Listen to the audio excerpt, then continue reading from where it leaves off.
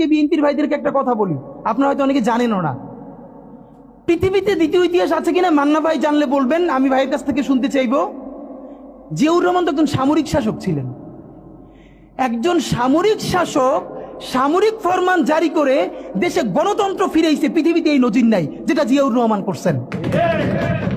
আপনারা কি জানেন এই যে জিয়াউর রহমান গণতন্ত্র ফিরাইলেন, যার মাধ্যমে আওয়ামী লীগও রাজনীতি করার সুযোগ পাইল বাকশালের পর, সেটা কিসের মধ্য দিয়ে? তখন তো সংসদ নাই, সংবিধান তো সংশোধনও করা যাইতেছিল না।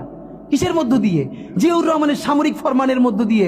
পৃথিবীর একমাত্র একজন সামরিক শাসক যিনি ফিল করলেন না সামরিক পন্থা দিয়ে করা যাবে না, গণতন্ত্রে ফিরতে হবে। এবং দেখেন হাসিনারে এবং আওয়ামী লীগের চরিত্রটাই হলো এরকম, এর যে একটু ভালোবাসে তারই সে হত্যা করে।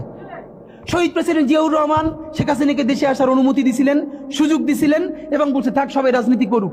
আসার 1 মাসের মধ্যে জিয়াউর রহমান শহীদ হয়ে গেছে, 13 দিনের মধ্যে। এবার দেখেন